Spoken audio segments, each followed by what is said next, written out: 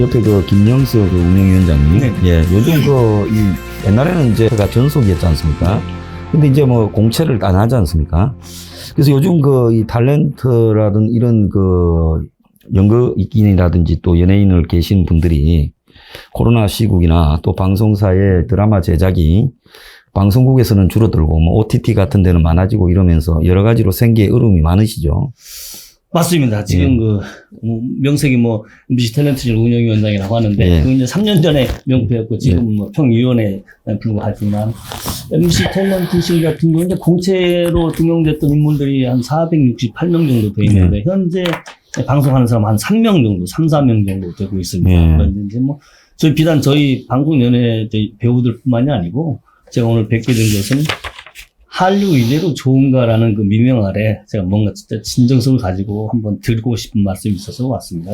저희들 배우들 삶뿐만이 아니라 여러분들 사회가 다 피폐화되어 있기 때문에 저희 권리를 주장하려고 하는 것은 아니고, 방송 이대로 가서는 정말 안 되겠다. 뭔가 조금 조정을 좀 해보고, 지금 여의도에서도 그렇고 청와대에서도 그렇고 정치하는 사람들이 한류는 그냥 그대로 과거부터 잘 되어왔기 때문에 잘 굴러가는 걸로 알고 있는데, 사실은 그게 아니었거든요. 과거에 이제 저희가 20여 년 전에 스마트폰 시작하기 전에 이미 아날로그 때부터 방송이 드라마가 튼튼히 이어져 왔고, 정말 잘 만든 온 땀과 정성을 다 갖춰서 만들어졌던 드라마들이 이제 토대가 돼서 한류가 시작이 됐던 걸 다들 알고 있을 겁니다. 그런데 지금은 오늘날 와서는 조금 더 그 부분에 대해서 등한시한 부분이 머지않아 엄청난 파급 효과가 많기 때문에, 이대로 가서는 정말 이게 한류 드라마가 문제가 아니라 국민들 정서 함양에도 그렇고 어떤 자긍심도 그렇고 여러 가지 그런 부분들이 좀 파생이 되기 때문에 이거 좀 조절을 해야 된다. 그런 차원에서 뵙자고 이렇게 뵙게 됐습니다. 네, 알겠습니다. 근데 한국 드라마가 전부 연쇄살인마, 이렇게 잔혹한 그 살인 사건, 또 그게 아니면 무슨 치정거, 한국 사람은 전부 살인하고 불륜만 하는 것 같아요. 그리고 아주 화려한 최상류층, 초상류층의 삶을 보여주고요. 그 왜 드라마의 이 소재들이 점점 그렇게만 집중이 되고 있습니까? 정말 이게 불과 오늘 시간이 얼마나 예정이 됐는지 모르겠지만, 해야 될 말이 너무 많은데, 간단히 말씀드리겠습니다. 지금 원고지신 내지는 권선징악이 사라진 지 오래됐어요, 드라마에서. 드라마뿐만 아니고 무슨 교양 프로그램이나 모든 방송이 다 그렇게 됐습니다. 지금 오죽하면 막장 드라마가 이제 대세가 돼서 막장이 최유행이 돼버렸어요. 막장이 최유행이 됐을 때 젊은 유학이나 청소년들이 보고서 뭘 배울 것인가. 지금 드라마가 과거에는 전원일기라든가 TV 소설이라든가 TV 문학관이라든가 베스트셀러 극장, 그리고 조선왕조 500년 팩트에 관해서, 그리고 순수성에 관해서 쭉 이어져 왔어요. 근데 어느 날 시장이 좀 자유로워진다 해서 자유시장을 개발하자. 그리고 공중파에서 방송을 제작하던 걸 이제 아웃소싱으로 보내면서 이렇게 시장이 이제 교란이 됐는데, 이 교란이 됐다는 표현은 제 표현입니다만, 이게 과연 이런 정도로 갔을 때, 저희 때 정말 베이비 부모 세대들 열심히 해서 지금 잘 갖춰놨는데, 그들이 볼 채널은 지금 없어요. 채널이 없어요. 자식들 간 세대 간에 볼 게 없습니다. 그리고 과거에는 3세대가 함께 같이 볼 수가 있었어요. 봐도 부끄럽지 않고 자랑스러웠어요. 그런 밥상머리 예절이 필요가 없었거든요. 지금은 부자간에 볼 수도 없어. 드라마, 어떤 낯부끄러워서. 이런 세대로 왜 만들어졌을까? 그러면 과연 이게 시청률만 쫓는 것이냐, 광고효과만 쫓는 것이냐, 라고 볼 때 그렇지 않다고 보거든요. 그런데 조금만 정치하시는 분들이나 아니면 청와대나, 그래도 이게 제가 정치 분들을 모시고 있으면 어떻게 하자는 게 아니라, 이건 위에서 누군가가 그 채널을 갖다가 조금만 조절을 해줘야 된다. 이 수위 조절을 해줘야 된다. 그래서 이제 마지막에 제가 좀 들을 말씀이 좀 있겠지만, 현재 이 상태로 가선 지금 지금 2, 3년 안에 코로나 때문에 지금 오디션 프로가 최상조가를 타서 국민들이 볼 게 없어서 마치 그게 유모인 양 위안을 하고 있는데, 이게 과연 얼마나 갈 것이냐. 코로나가 영원히 갈 것이냐. 그러면 우리는 삼국지라든가 붉은 수수밭이나 중국에서 정말 장다하게 만들어진 제품을 넷플릭스나 다른 데 이런 프로그램을 통해서 돈을 주고 봐야 될 것이냐. 우리도 만들어져야죠. 전원일기나 조선왕조나 태조왕건이나 대조영이나 다 사극을 재방송으로만 보고 있어요. 그나마 그것도 과거에 우리나라 국가의 간성이 되었던 베이비 부모 세대들 그나마 보고 있어요. 젊은 애들이 뭘 보고 있느냐? 정말 막장만 보고 있는 예능, 혼밥, 혼술, 되지도 않는 이게 우리 혼밥, 혼술 돌싱 이런 것들 우리 그 국어사전에 있긴 했었습니까? 어디서 되지도 않는 말들이 나와서 그러니 그걸 보고 배 깔고 보고 있는 사람들이 장가 가고 싶고 결혼하고 싶겠냐. 혼자서도 예를 들어서 뭐 프로그램을 얘기해서 좀 안 되겠지만 사실 뭐 사실이니까 불타는 청춘 보자고요.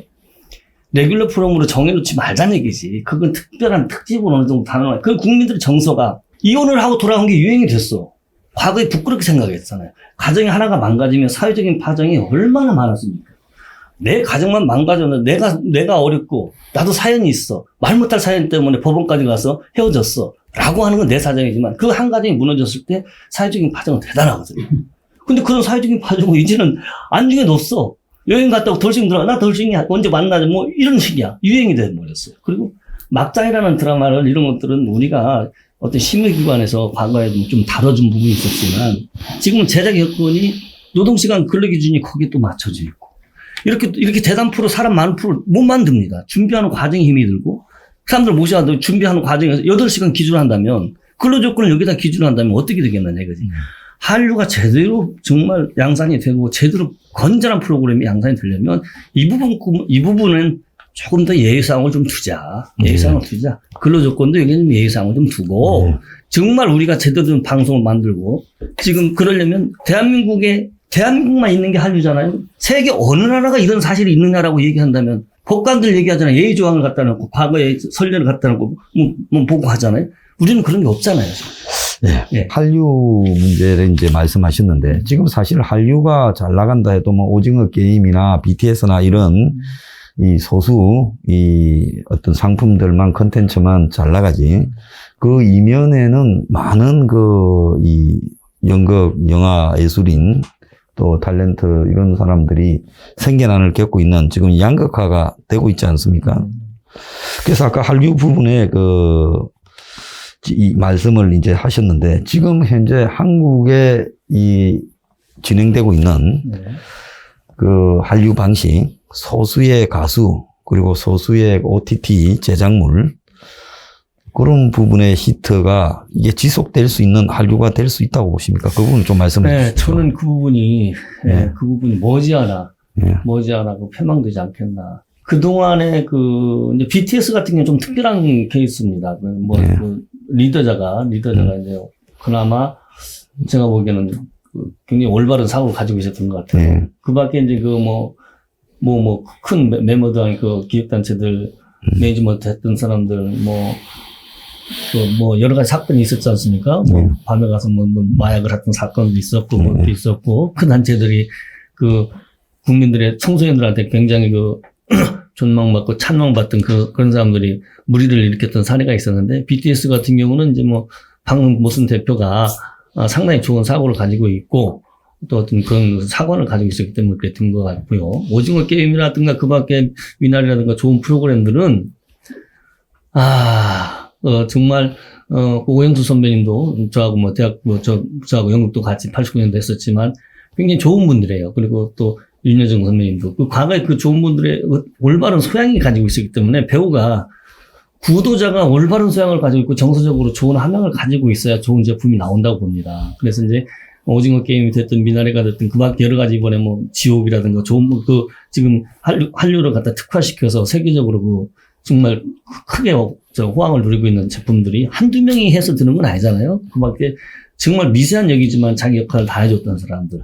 그런 사람들, 그런 구도자들이 과거에 사관에든 공채제도에서 교육을 여전히 잘 받아 숙성되어 왔던 사람들이 요소에서 같이 묻혀 있어요. 그런데 제가 지금 굳이 이제 대표님께서 한번 여쭤보고 싶은 게 이 방송은 정말 어떤 소명의식이 있어야 됩니다. 그 소명의식이 있어야 되고 국가관도 확실해야 되고 자기 주체성도 확실해야 되는데 그런 교육적인 사관을 갖다 그 과정을 통해서 등용을 좀 시켜라.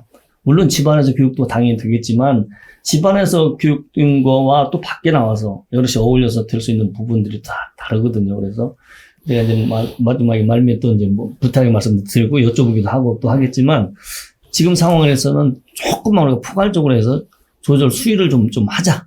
수위를 좀 하는데 그것을 우리가 기존 제작사나 기획사가 할 수가 없거든요.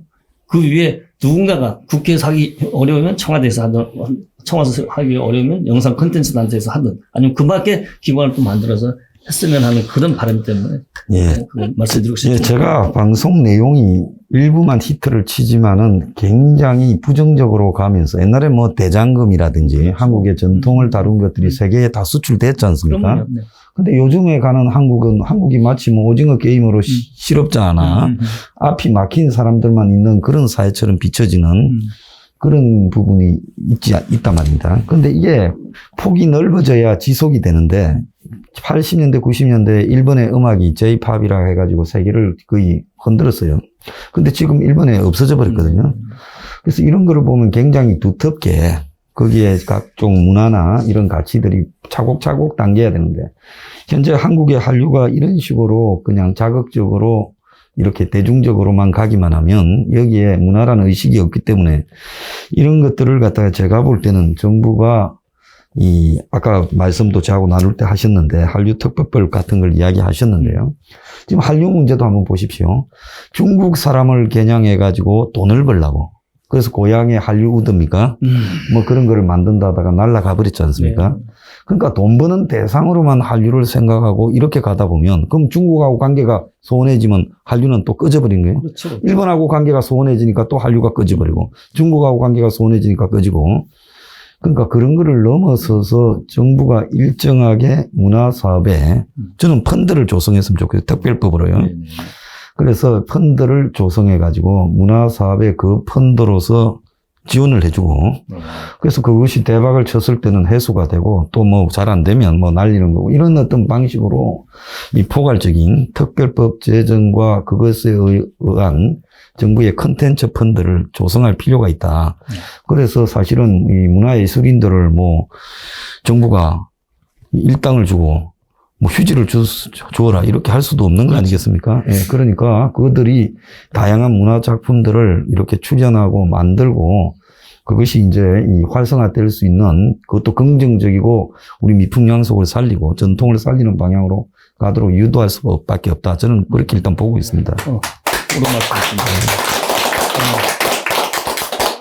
제가 이제 그 대표님과 여러 가지 소통이 좀 잘 되는 차원에서 굉장히 그 의기가 좀 좋아지는데 준비를 많이 해왔습니다. 그래서 아까 이게 한국이 솔직히 잘하는 게 뭐 만드는 거는 좀 잘하다가 이제는 그거는 거의 쫓기고 이제는 그 지적인 분야로 와서 이제 컨텐츠.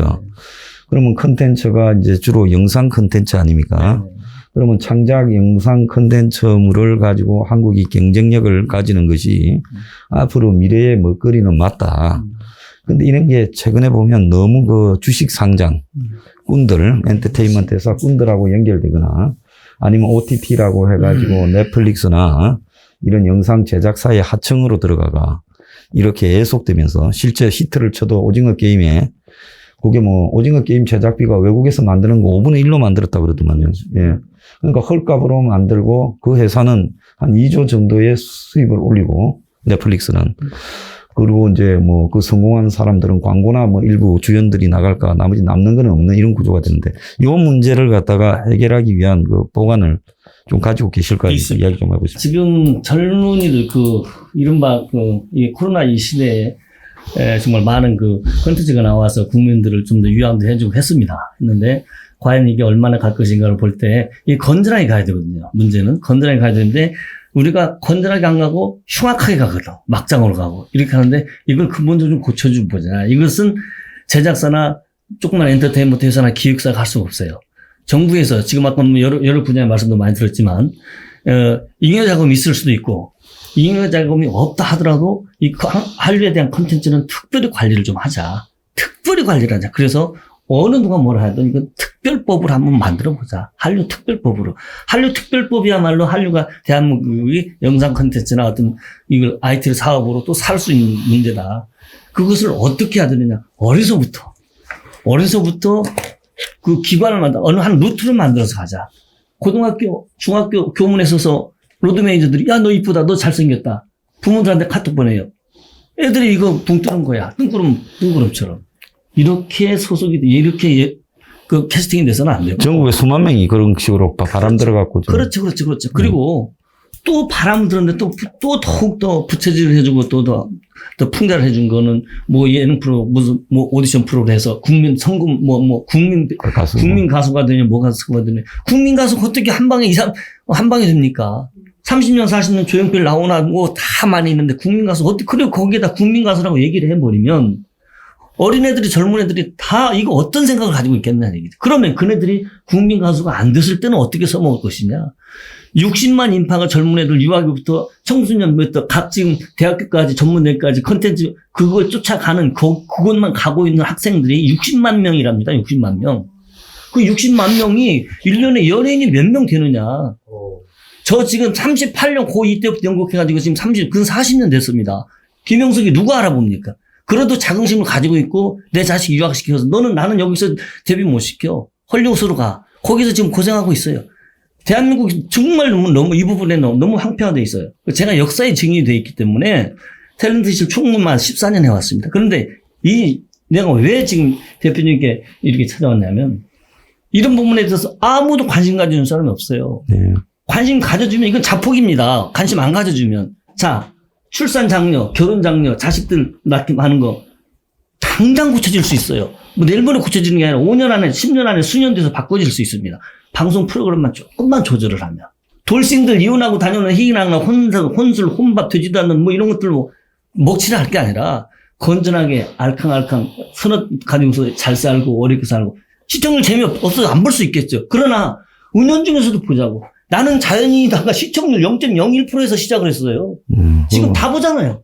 왜 그걸 보고서 우리가 좋은 프로그램입니다. 나 혼자 산다가 아니라 둘이서 산다. 뭐 이라고. 그래서 어렵지만 저 있잖아요. 어렵지만 우리 아까 배우들 지금 많이 놀고 있잖아요. 배우들 이름 알려진 사람 못해. 저 막말로 막일 하고 있습니다. 공사장 가서 막일하고 가서 대장 노릇 하고 있어요. 소장들이 오히려 고맙대요. 존경하는데 막걸리 따라주면서 이렇게 적응을 잘해준다고 해야 돼요.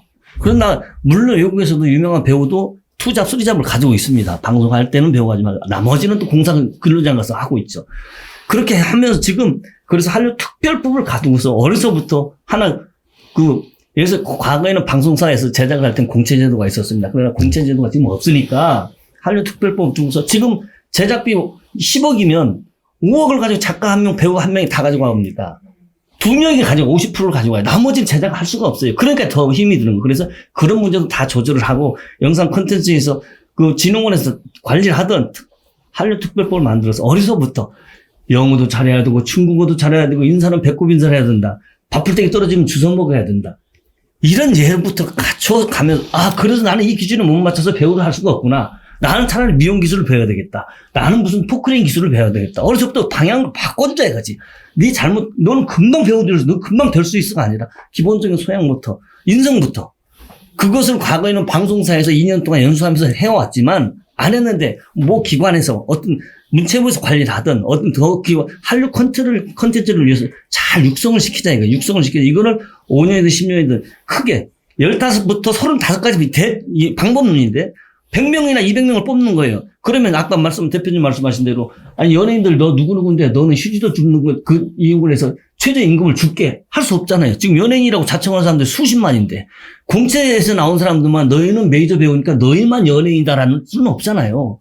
지나가는 AP 뭐 단역을 해서 다 연예인이냐. 그런데 지금 그렇게 하지 말고 큰 기관을 통해서 그 과정을 통해서 그 과정 속에서 또 숙성을 걸러내고 그리고 그 과정에서 기가 있는 동안은 어느 정도 어떤 기본급을 준다는 방법을 그리고 거기서 숙성된 배우들이 좋아지거든요.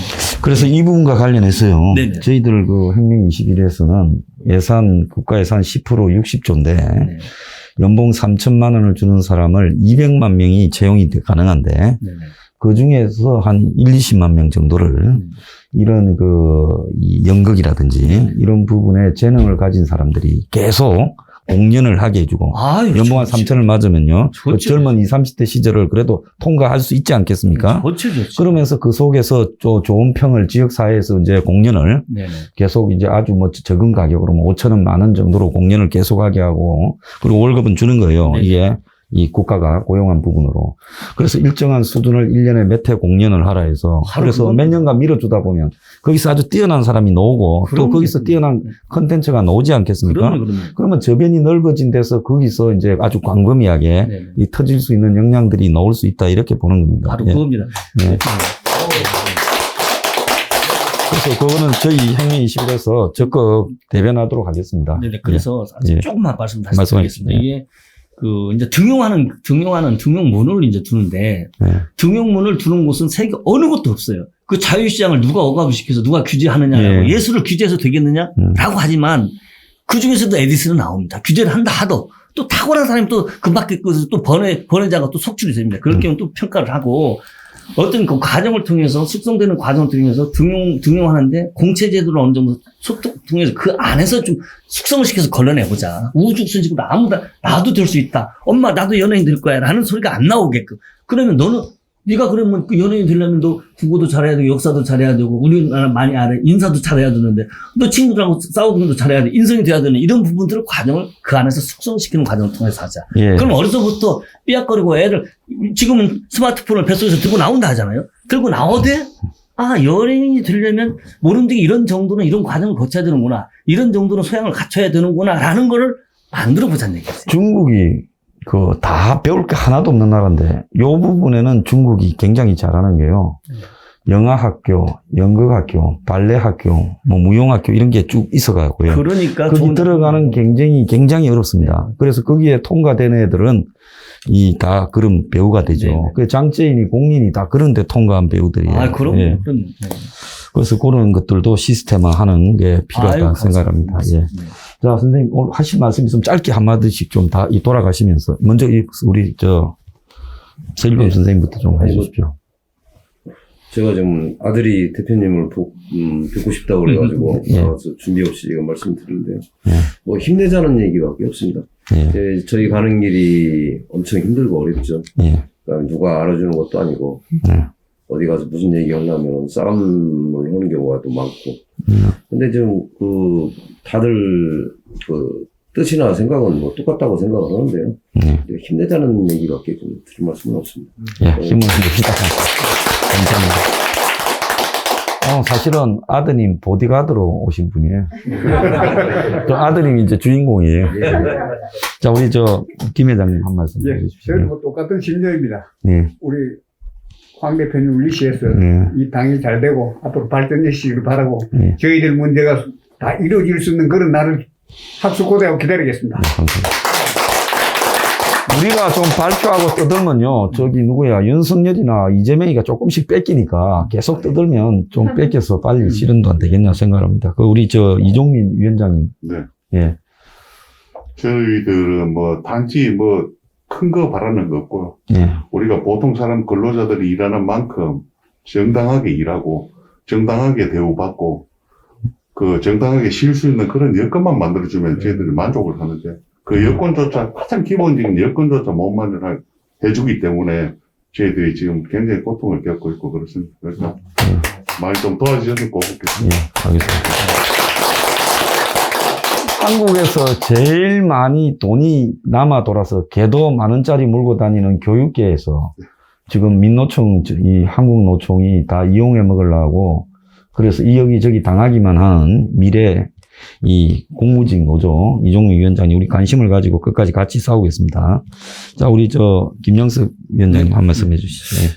네, 저는 지금 기존의 과거에 흑백 시대부터 드라마의 어떤 최고의 르네상스를 겨뤘던 우리 MBC 선배님들 제가 찾아뵙고서 정말 그분들은 이제는 거의 어떤 빗속에서 사라져가고 있거든요. 그래서 내가 조금 유명해드리려고 찾아간다 추억 속으로 해서 유튜브를 제가 제작을 해서 하시더라고요. 프로그램 만들어서 하나씩 제가 증정을 해드려요. 그러면 그분들이 굉장히 좋아하세요. 그래서 손자들이나 지인들한테 카톡으로 넘겨도 주고 그래서 그렇게 구독자는 게 많지 않은데 다 선량한 프로들이 구독자가 많지 않아요. 이상한 프로그램들이 구독자가 많더라고요. 왜 그런 용어는 야한 내용이라든지. 우리 혁명 21은 선량한 분들이 많으니까 선생님 방송을 많이 보실 겁니다. 저는 이제 찾아간다 추억 속으로 물론 저는 김영석 하면 영상이 바로 나오니까 많이 관심 좀 가져주시고 너무너무 감사합니다. 이렇게 좋은 말씀 이렇게 경청해 주시고 또 좋은 제안을 저한테 이렇게 말씀하신 거 용기가 아주 그냥 섰습니다. 오늘 출연해 주셔서 감사합니다. 다들. 오늘 각계 각층에 열심히 살아가는 국민들과의 혁명 21 후보와의 대화 오늘 네 번째 순서를 이렇게 했습니다. 원래는 1부만 하기로 했는데 하다 보니까 말씀이 많아서 충분히 듣기 위해서 2부까지 좀 나누어서 이렇게 방송하도록 하겠습니다. 좀 길어졌습니다. 여러분 많이 시청해 주시고요. 오늘 출연하신 모든 분께 다 감사드리고, 자, 오늘 인사 드리시고 시청자분들. 감사합니다. 고맙습니다. 네, 고맙습니다. 감사합니다. We are